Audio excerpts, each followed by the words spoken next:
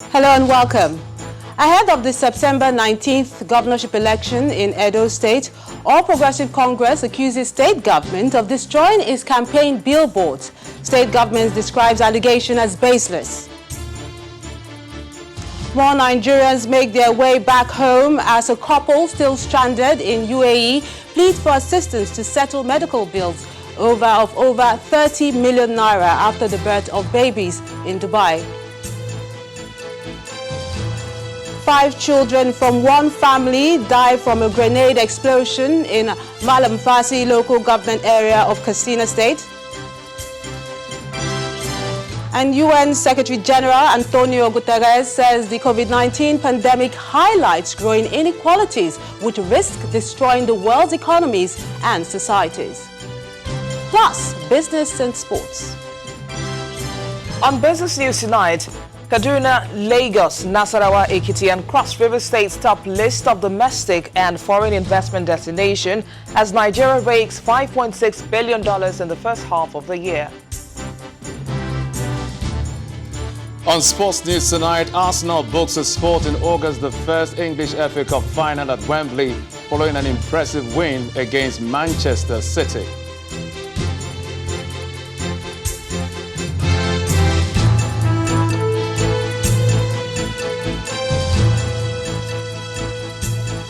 Politics in Edo State is heating up ahead of the governorship elections in the state on September the 19th. But there seems to be no love lost between the two major players in the game. The All Progressives Congress, APC, has raised an alarm over what it calls an unprovoked destruction of its campaign materials and billboards, allegedly by state-sponsored agents and the People's Democratic Party, PDP. Briefing newsmen at the party's governorship campaign office in Benin City, the state capital, the National Vice Chairman, Media and Publicity of the APC governorship elections, Mr. Patrick Obayawo, says his party has already alerted the police and INEC on the matter. The APC camp in the upcoming Edo State governorship election is not happy about the latest developments building up to the September elections. Gentlemen of the press. The National Vice Chairman, Media and Publicity, APC Edo governorship election, Patrick Obayawo, lays the blame squarely on the shoulders of the state government. The Edo State government, acting under the instructions of the outgoing Governor Godwin Obaseki, has commenced the destruction, annihilation and removal of all outdoor billboards and campaign posters of our great party, the All Progressives Congress, APC, and the candidate, Pastor Osagie Ize-Yamu. The APC, while insisting that the actions of those embarking on the unwarranted destruction will not affect its fortunes in the upcoming polls, says the appropriate authorities have been notified about the affront. We are convinced that this act of intolerance, desperacy, arum scarum, carried out with impunity, foreshadows what the Edo State government has in store for the Edo voters and our supporters in the September 19th election, following the emergence of incontrovertible facts that Mr. Godwin Obaseki is on his egress and on his way out.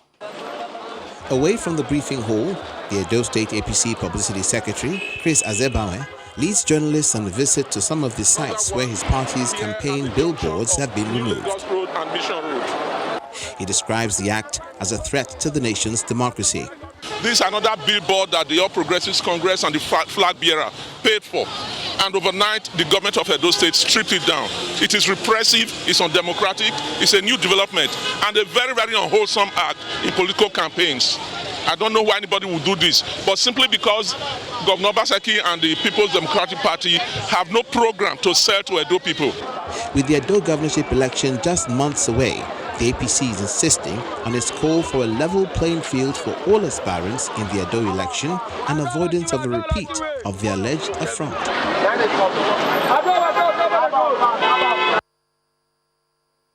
But the Edo State government is not ignoring the allegations by the All Progressive Congress that it sponsored the removal of the party's campaign materials.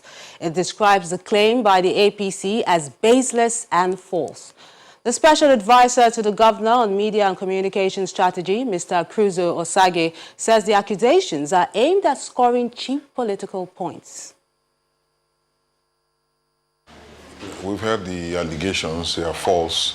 We are used to this coming from Izeyamo. You know, he does this every 4 years. He's a professional contestant or professional candidate, governorship candidate. Every 4 years he comes out to do this. So these antiques are usually the trappings of the way he engages when he's doing this. So for him, it's a profession. You know, this is how he earns his living. But it's false. And we expect more of these theatrics as we go along. But we'll constantly let Edo people and all Nigerians know that these are false allegations. They are just cheap steps to try to score political points, and we know that our people are not deceived. They know Izeyamo for who he is. He's a deceiver. He's, he plays all these tricks every 4 years. And by the grace of God, after September 19th, when we would have defeated him, he will come again in 2024 to play the same tricks, and you people will be here to record it as well.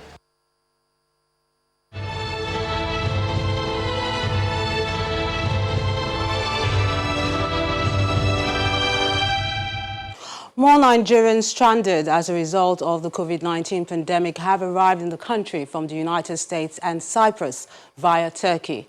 The 324 citizens from the U.S. were evacuated through an operation coordinated by officials of the Nigerian consulate in New York on behalf of the Nigerian mission in that country. All the travelers who left the U.S. last night via Newark Liberty International Airport in New Jersey were screened for COVID-19 symptoms and subjected to other monitoring requirements, including presentation of their coronavirus test results. 2 more evacuation flights are expected from the United States to Abuja and Lagos on July the 28th and the 31st. Civil servants in Kaduna State have been asked to report to work on Monday, that's July the 20th, after working from home for over 3 months following the COVID-19 pandemic. A circular issued by the Office of the Head of Service says that different categories of workers will work on different days of the week from 9 a.m. to 3 p.m. All permanent secretaries, director generals, chief executives of agencies and parastatals, as well as directors, will work from Monday to Friday. But officers on grade level 14 and above will work for 3 days, including Mondays, Wednesdays, and Fridays, while officers on grade level 7 to 13 will work on Tuesdays and Wednesdays only. Members of the Niger State Assembly Ad hoc Committee investigating the state government's activities on COVID-19 were stunned to discover that food items donated by private individuals are yet to be distributed to the people. But the State Task Force on COVID-19 says a template for distribution is yet to be developed, and that is why the items have not been given out just yet. Our correspondent, Emperor Simon, has the rest of the story.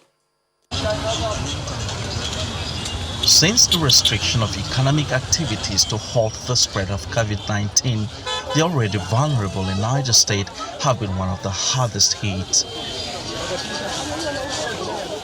No food, nothing. Support people, especially the less privileged. People are suffering, people are hungry. But it appears they've been languishing in the midst of abundance, as food items which include rice, pasta and groundnut oil have been stacked in the government warehouse for more than 2 months now, since it was donated by Kakravit, a coalition of private business owners. This is the warehouse in Mina, Niger State, where food donated by well-spirited individuals have been kept. The Niger State House of Assembly Ad hoc Committee on COVID-19 have come here to see for themselves whether the items are being kept. We have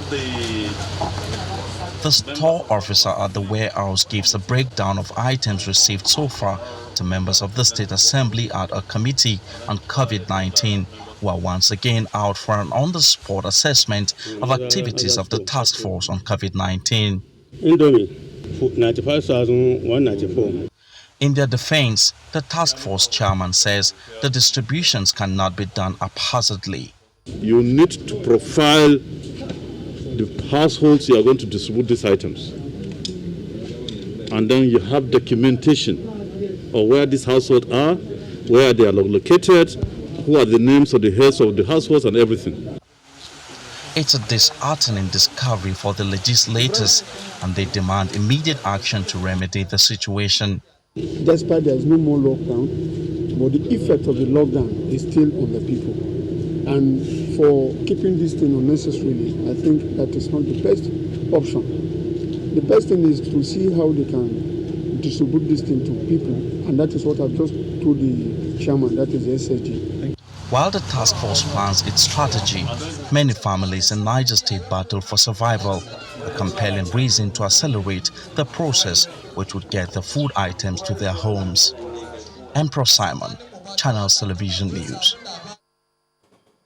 While Nigerians await the reopening of schools in the country, the federal government has released a 52-page document containing a new set of guidelines. The document contains requirements that school owners must meet before starting studies again. Our next report examines this document, as well as what some stakeholders in the education sector think about the preparations for reopening schools. The chairman on the 13th of July this year, the Minister of State for Education, at the briefing of the Presidential Task Force on COVID-19, announced the new guidelines for the reopening of schools. The 52-page document, which is also on the website of the Federal Ministry of Education, contains requirements that owners of schools and other learning facilities must fulfill before they can be reopened for business. Some of these requirements include the training of teachers and other personnel on safety and hygiene, ensuring availability of an ambulance and access to testing and isolation centers, establishing a COVID-19 referral system, and the availability of adequate water, sanitation and hygiene facilities, as well as adherence to all other WHO and NDDC COVID-19 guidelines. These guidelines have, however, generated discussions among educationists. Most of these private institutions exist for other than the welfare of the masses. It's a function of government. Government owes it a duty to make sure that they are sufficiently educated on the implication of reopening schools. And of course, parents too. Parents afterwards is somebody that lives to utilize whatever certificate he or she may have acquired. So why engender the life of children when even you don't have 100% assurance that such children may not contract COVID-19? Let us go back, all our children go back to school. Let the exit class be used to test run, and let the leadership at that level manage the process. The early closure of schools in March this year by the federal government no doubt helped to manage the spread of COVID-19 in the country. However, with the gradual ease of lockdown in the country, some parents are now having opposing views regarding preparations for the reopening of schools. The schools are enough to accommodate the children to go back to school. We are making this appeal so that their academic calendar will not be interrupted for the future of Nigerian child education. I don't have anything to do with public school, so they should let a private to resume. You just want to take precaution. If they can take precaution from private school and let them know that the private school that is not doing well, they lock it back. I think it's better than make all the children be at home doing nothing. Whether or not schools should reopen for learning is a delicate balance that must be struck. And as stakeholders in the education sector continue to brainstorm, it is very important that they prioritize the safety of students ahead of other interests. Our website, channelstv.com, has more information on our top stories and others. Subscribe and watch Channels Television's live stream on YouTube and other social media platforms using your mobile device browser, or download the Channels TV app for Android and iOS devices from their respective stores. You can also watch us via your smart TV platforms on Apple TV, Android TV, Fire TV, and Roku. 5 children have been killed and 6 others severely injured after a grenade said to be a military device exploded at Yamama village in Malamfasi Yoko government area of Katsina State. According to the State Police Command, the 5 people killed were children from one family. The police spokesperson, Mr. Gambo Issa, said the children picked up the military explosive device and were fiddling with it in a farm before it went off. Detectives from the EOD and CID had been deployed to the area to conduct an investigation into the incident. To another sad tale, but this time in Borno State, where the lifeless bodies of 2 teenagers have been found in Kubumbala village in Chibok local government area.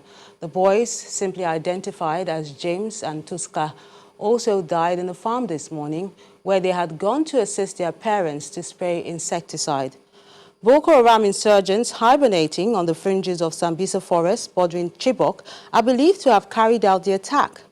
Local sources in Chibok local government area confirm that villages have been targeted for flash attacks like this one in recent times, but the suspected insurgents as they raid food banks and stores. Chibok became famous in 2014 when over 270 schoolgirls were abducted from their dormitories at the local government headquarters. The wife and son of the former Speaker of the Edo State House of Assembly, Zakwanu Garuba, have been kidnapped in Kogi State.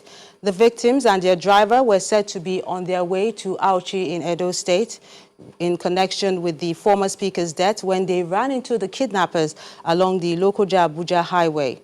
Confirming the incident, the Kogi State Commissioner of Police, Ayuba Ede, says he had dispatched his men to the scene as soon as he got the information about the abduction. Meanwhile, the governor of Edo State, Mr. Godwin Obaseki, has asked the Nigerian police to swing into action and ensure the release of the victims.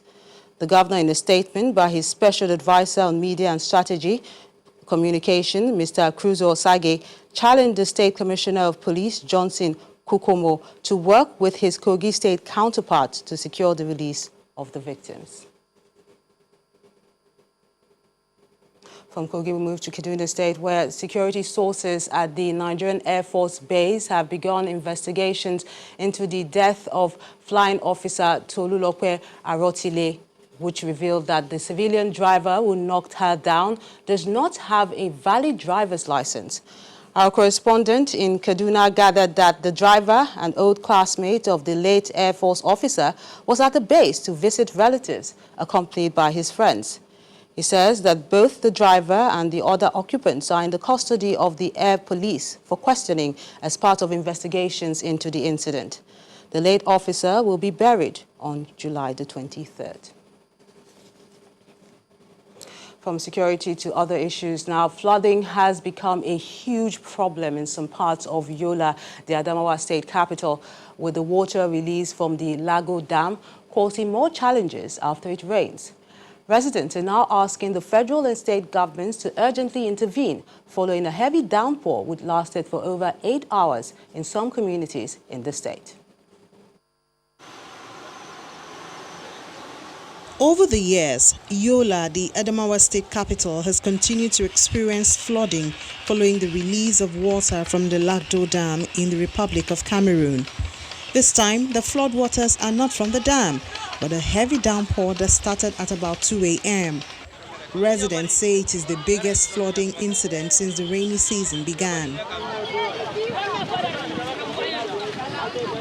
Many have had to abandon their homes in search of alternative shelter, while others wade through the waters seeking for their daily bread.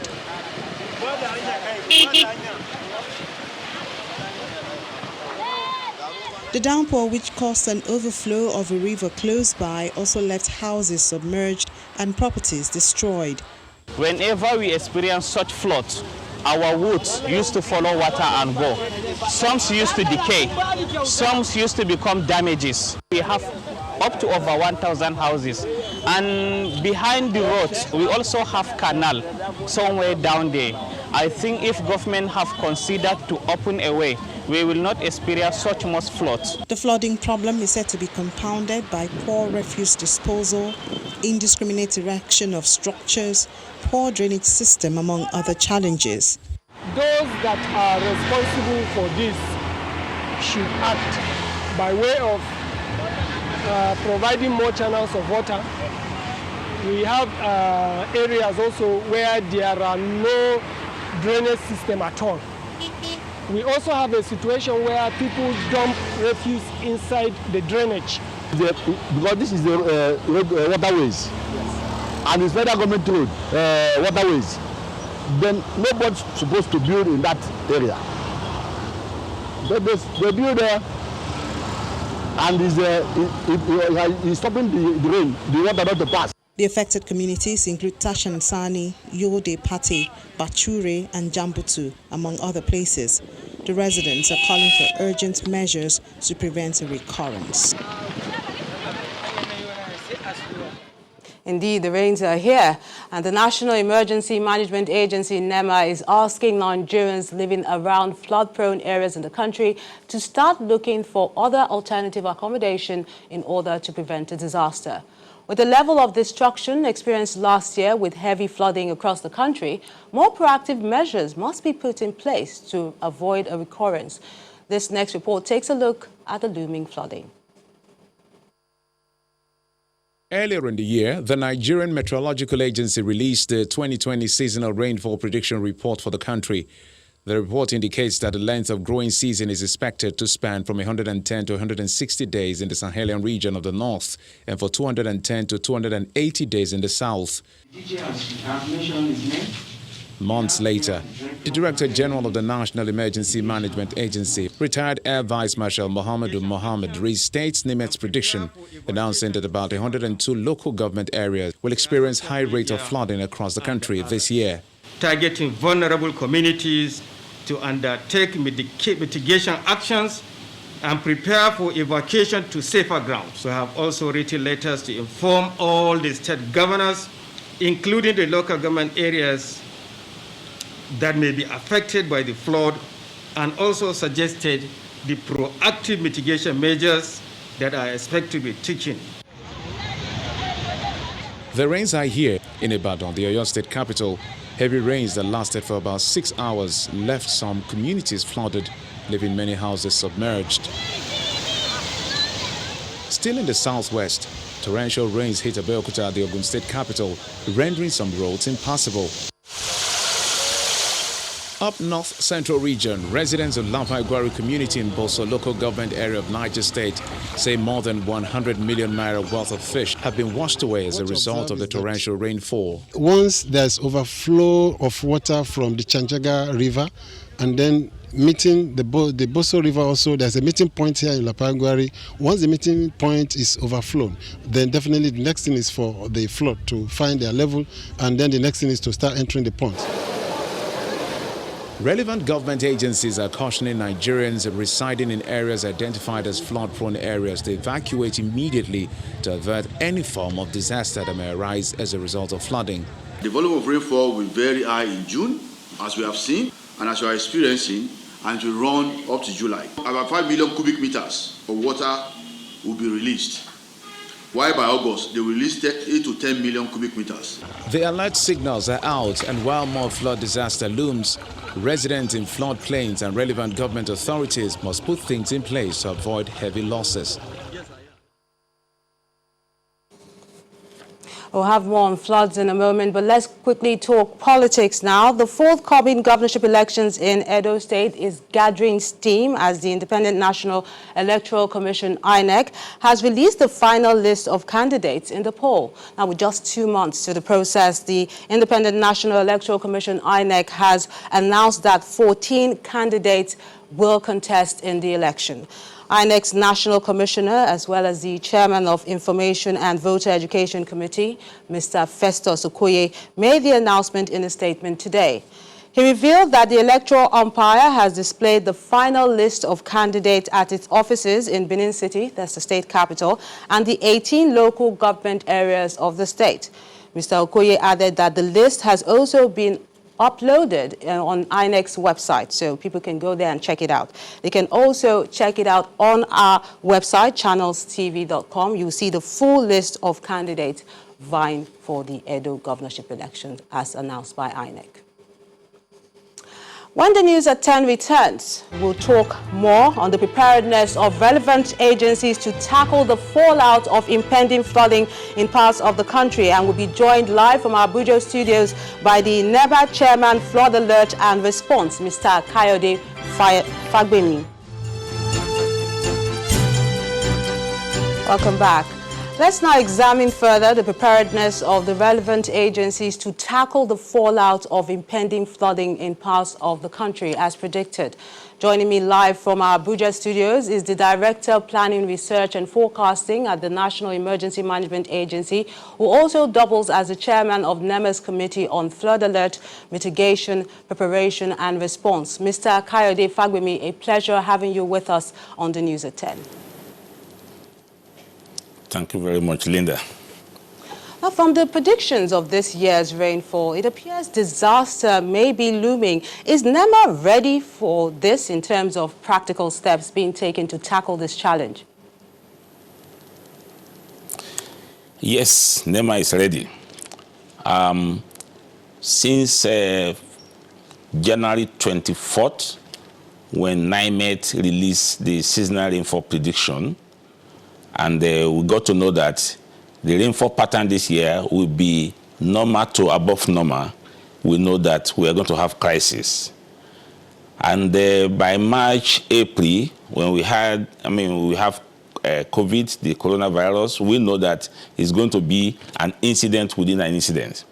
And therefore, we have taken it so seriously that we are going to have a disaster within another form of disaster, the pandemic.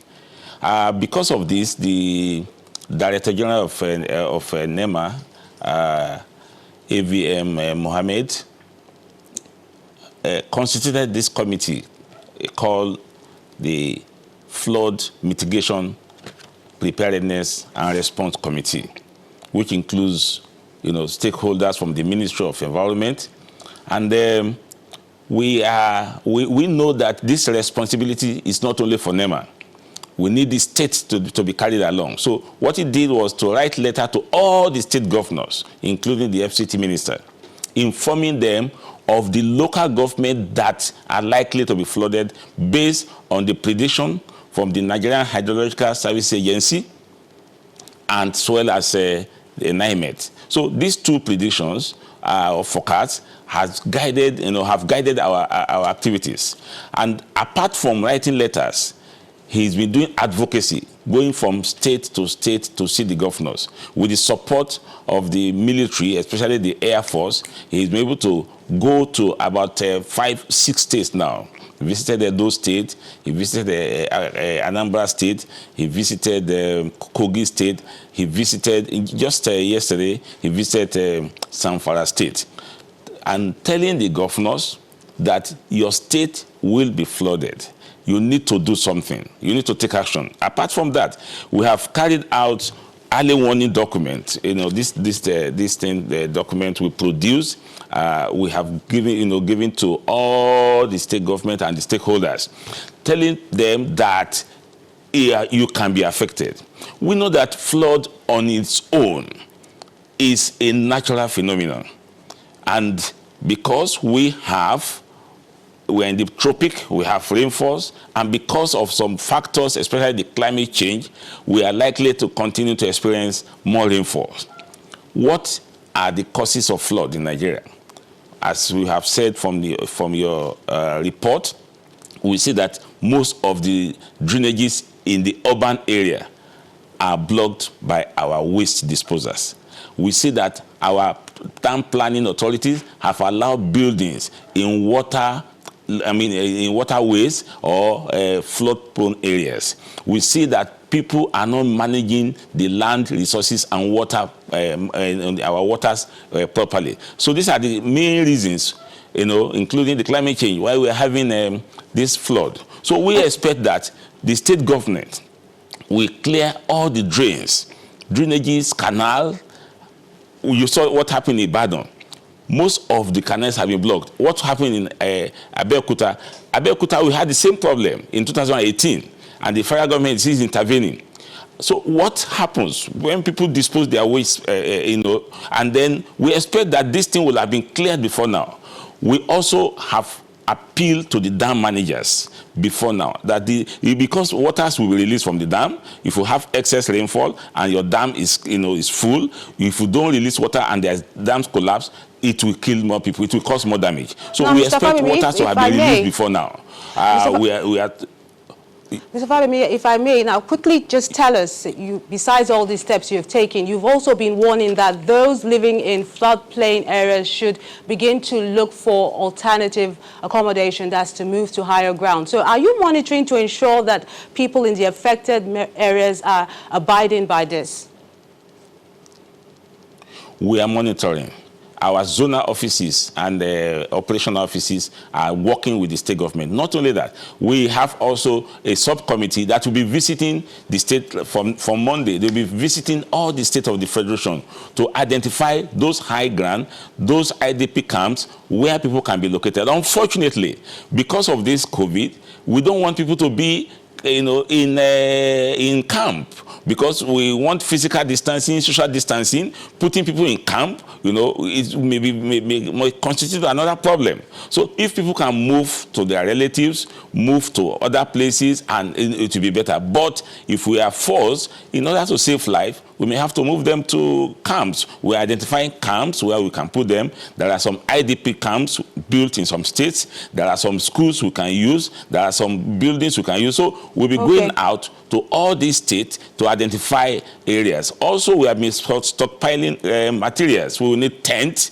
in some places. We will not get, in some places in Niger Delta, we may have to use tents, to where we can put people and also give them materials, mosquito net, blanket, mattresses, whatever, to camp them. And we know that these are things that we should not be doing every year. And therefore, we are working towards having an integrated water flood management system in this country. That's what can solve the problem. Thank you so much, Mr. Kayode Fagbemi, for sharing your thoughts with us on the News at 10. Thank you very much. And away from environmental matters, reports say the personal assistant to the founder of the Nigerian ride-sharing app, Gokada, Mr. Fahim Saleh, has been arrested in connection with the gruesome murder of Mr. Saleh in his apartment in New York, United States, on Tuesday. According to reports in major international networks, the suspect, 21-year-old Tyrese Devon, is expected to be charged in the murder. However, the New York Police Department is also said to have disputed the reported arrest, saying no one was in their custody as a suspect in the incident. The body of the 33-year-old CEO was found dead in his Manhattan apartment with multiple stab wounds and his body dismembered, with parts placed in separate plastic garbage bags. A power saw as well as cleaning supplies were found nearby. Meanwhile, the Nigerian tech community is still in shock over that gruesome murder of Mr. Saleh in his apartment in the United States. In this next report, our technology correspondent, Victor Matthias, takes a look at his life and times, as well as reactions on his death. Cold shivers went down the spine of the Nigerian tech community when news of the death of 33-year-old Fahim Saleh broke, with many wondering what could have led to him being killed in a mafia-like manner.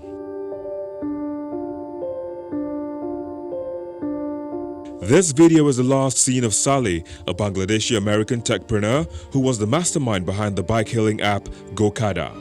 We provided drivers with these high-end bikes that were 200cc's, and we maintained the bikes, because a bike that is not well maintained could and is more likely to get in an accident. In mourning his demise, a statement by the company described him as a great leader, inspiration, and positive light for all. For some members of the Nigerian tech community, he was an astute businessman, down to earth and open, who touched the lives of many. Fahim is a great young man. He's a wonderful intellect. He's calm and humble. He was talking about creating an app for that will control traffic in Lagos. We met for business. At the time, we wanted to launch G-Boat. G-Boat is a water transportation service that was between Lagos Boats and Gokada. And beyond G-Boat and the life of G-Boat, we ran G-Boat for a few months, and we had learned through the process of G-Boat and in the process of redesigning how that service was going to be delivered in the future. But that relationship went beyond G-Boat, and it was one where we would meet sometimes to talk about other things. A former employee who worked hand in hand with him says Fahim might no longer be here, but his legacy will live as he ran the business more like a family. I think he has put together a structure, a setting, a communal, a sense of belonging. It's in every one of us that, we are moved from, just a team to like a family. The tech community has lost like a major, a germ. He's a great guy. His impact will be felt. He will continue to live on. His legacy lives on. Saleh began his tech career by founding a startup while in university, Prank Dial, before setting up Patao in Bangladesh, then Gokada in Nigeria, which raised $5.2 million just before the Lagos state government banned motorbikes on highways. He's an inspiration. He's a fantastic guy. It was fun. Hopefully, the person and motive behind this brutal killing will be unraveled soon and brought to justice. Victor Matthias, Channels Television News.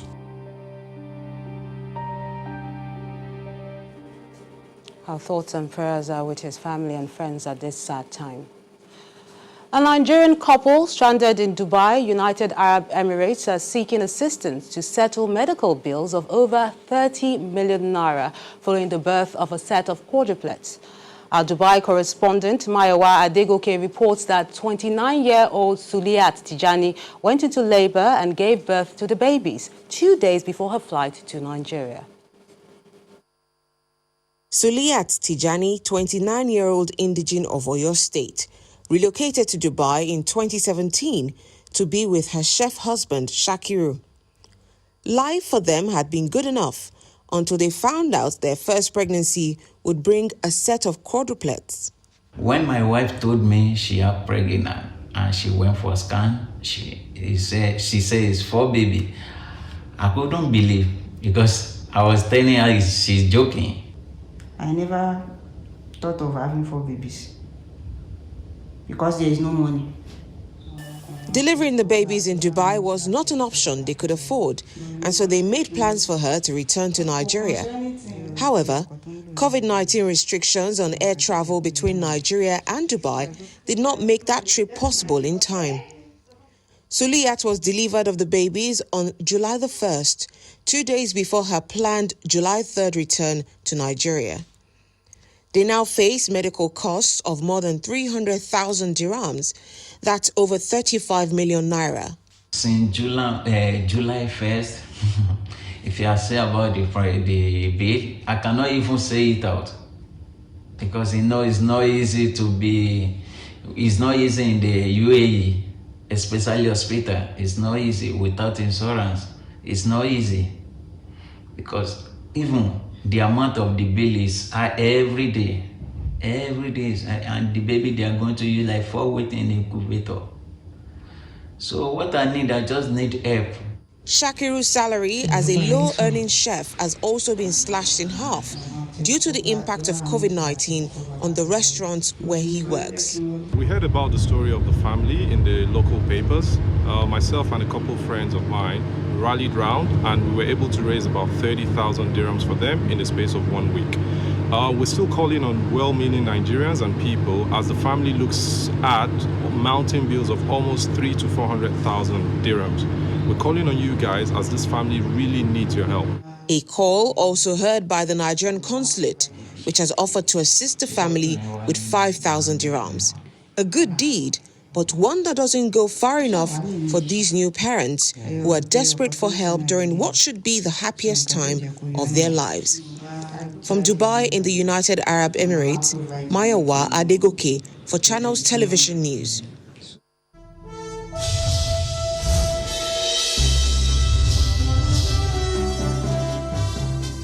Welcome welcome to Business News.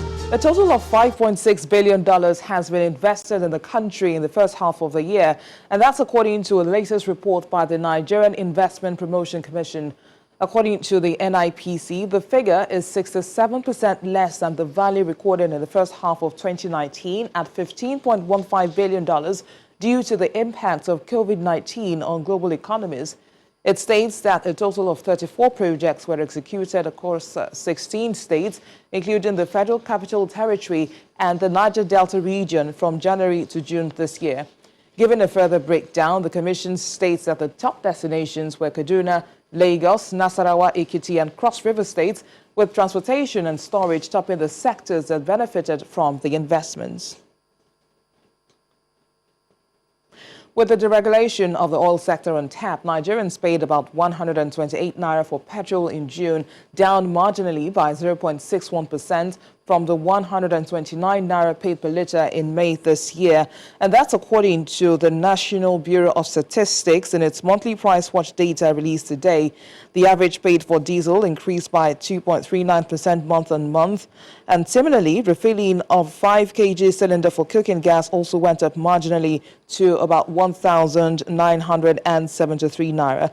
Meanwhile, kerosene was also not left out in the price hike as Nigerians paid 334 naira per litre in June, representing a 0.21% increase. Into market-related issues now, the Debt Management Office has released its bonds issuance calendar for the third quarter of the year.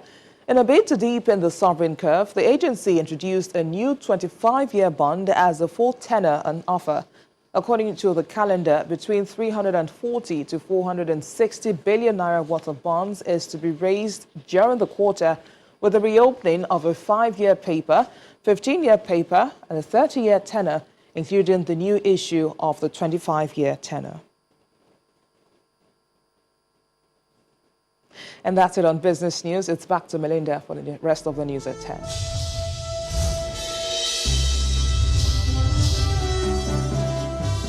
Many thanks, Visi. Still ahead on the news at 10. Arsenal book a spot in the August 1st English FA Cup final at Wembley following an impressive win against Manchester City. And that's all sports news. Welcome to Sports News. Mikel Arteta overcame his former boss Pep Guardiola for the first time in his managerial career as Arsenal beat Manchester City at Wembley to reach the FA Cup final this evening. Pierre-Emerick Aubameyang returned to the side to score in both halves as Arteta's men outplayed last season's winners on the counter-attack.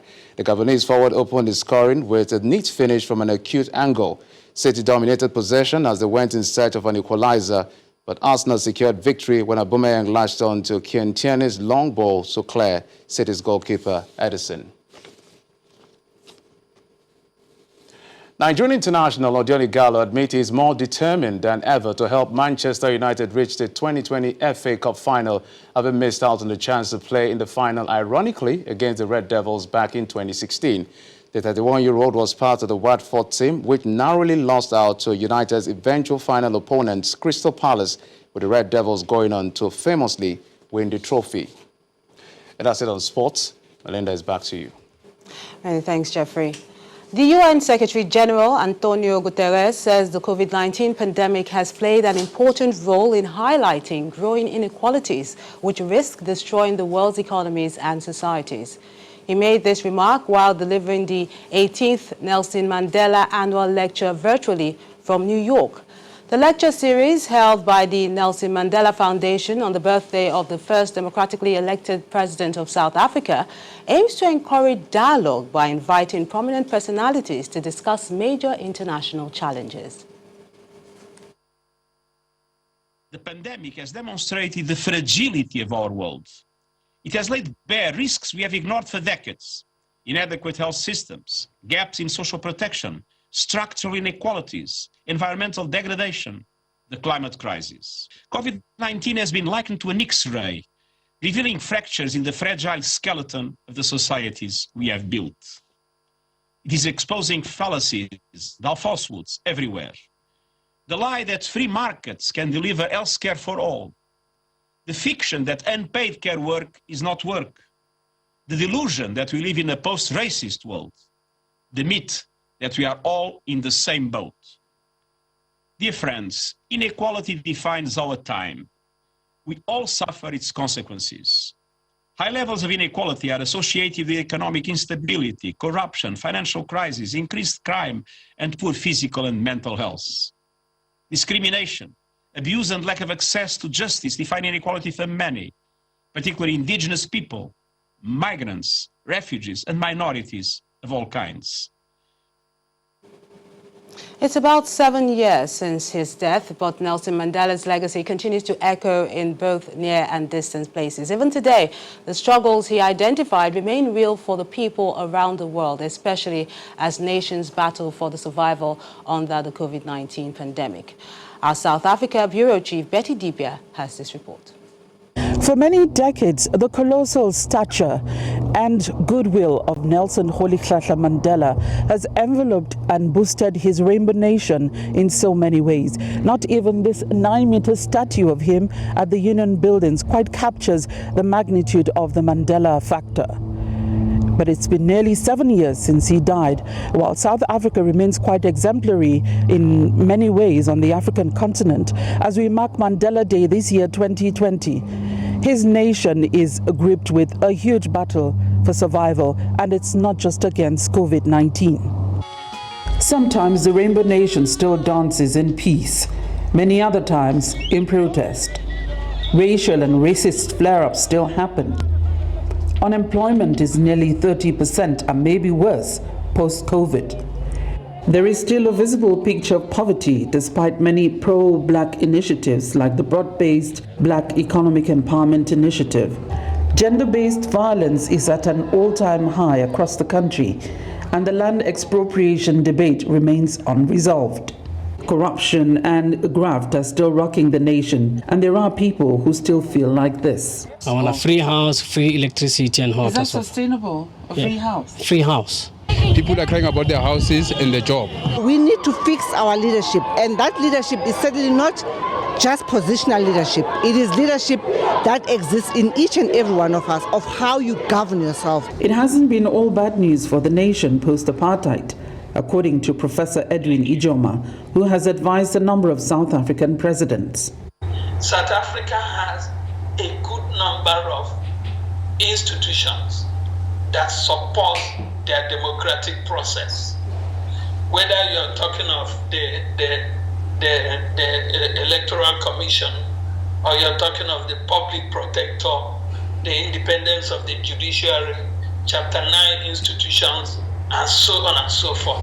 Before COVID-19, the economy had been struggling, with many blaming the incumbent ruling party, the political impact on the economy, as well as its influence on policy. We are not seeing the kind of structural reforms that are needed to actually restore higher economic growth in the country. Former President Nelson Mandela would have been 102 years this year, and each speaker at the annual lecture in his honor has always left his nation with a reason to hope and excel.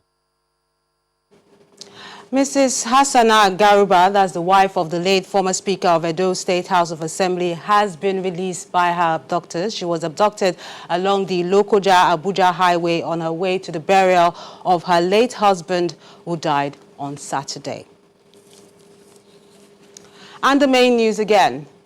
The APC in Edo State today accused the state government of masterminding the destruction of its campaign billboards in parts of Benin City. But the state government described the allegation as baseless, saying the APC wants to score cheap political points. That's the news at 10 tonight. Thank you so much for watching. On behalf of the team, good night.